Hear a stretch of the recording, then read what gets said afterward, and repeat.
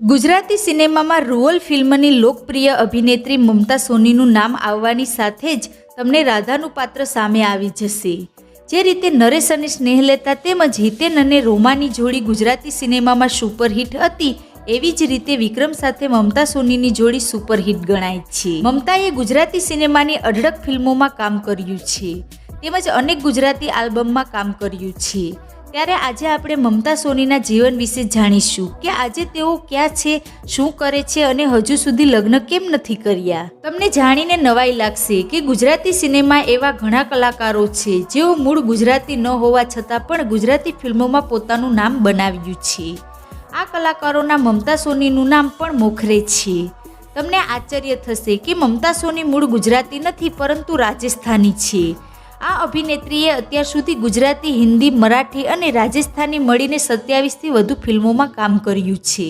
મમતા સોની અજમેરના કિસાનગઢના નાનકડા ગામ ભદુળની વતની છે, જ્યારે તેમના મમ્મી રાજસ્થાનના નાનકડા ગામ પાટણના છે અને મમતાનો જન્મ નાની માના ઘરે જ થયો હતો।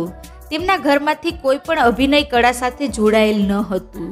તેમના પપ્પા આર્મીમાં એન્જિનિયર છે। તેમના ઘરની સ્ત્રીઓ બહુ બહાર નીકળતી ન હતી। નાનપણથી જ ડાન્સની શોખીન મમતા જામનગરમાં ડાન્સ કોમ્પિટિશનમાં ભાગ લેવા ગયા હતા અને ત્યાં એક ફિલ્મ ઇન્ડસ્ટ્રીના જાણીતા કેમેરામેનની નજરમાં આવી ગયા અને અભિનેત્રીની સફર શરૂ થઈ। મમતા સોનીએ સૌપ્રથમ દિગ્ગજ ડાયરેક્ટર કાંતિદેવની તરસી મમતા ફિલ્મમાં કામ કર્યું હતું। આ ફિલ્મ પછી મમતા સોનીએ અનેક ગુજરાતી ફિલ્મોમાં કામ કર્યું। ગુજરાતી અભિનેતા વિક્રમ ઠાકોર સાથે તો જાણી તેની જોડી લોકપ્રિય થઈ ગઈ। ફિલ્મ પડદે મમતા સોની સૌથી હિટ જોડી વિક્રમ ઠાકોર સાથે રહી છે।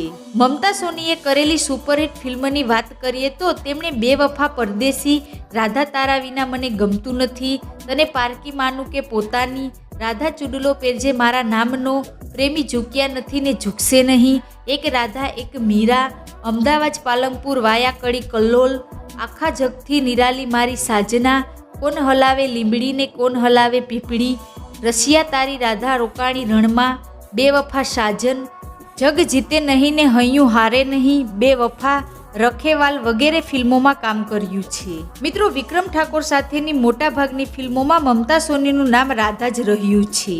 મમતા સોનીની પ્રથમ હિટ ફિલ્મ એકવાર પિયુને મળવા આવજે છે, જેમાં તેઓ લીડ રોલમાં હતા। આ ફિલ્મમાં તેમની સાથે વિક્રમ ઠાકોર હતા।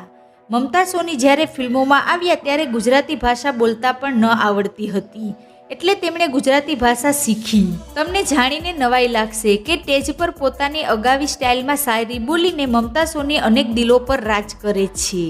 હાલમાં મમતા સોની લાઈવ શો કરે છે અને સાથે સાથે તે એક ઇન્ફ્લુએન્સર તરીકે પણ નામના ધરાવે છે। મમતા સોની ભારતીય જનતા પાર્ટીમાં જોડાયેલ છે। હાલમાં પણ તેઓ અભિનય સાથે જોડાયેલ છે। થોડા સમય પહેલા રિલીઝ થયેલી ઐતિહાસિક ફિલ્મ નાયકા દેવીમાં તે સહસ્ત કલાના પાત્રમાં જોવા મળી હતી।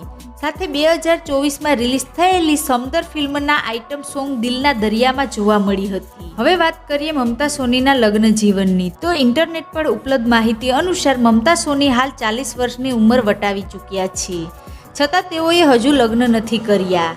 આ પાછળનું કારણ શું છે એ કોઈ નથી જાણતું। મિત્રો, તમને મમતા સોનીની કઈ ફિલ્મ સૌથી વધુ પસંદ છે? કોમેન્ટ કરીને જરૂર જણાવજો અને વિડીયો શેર કરો।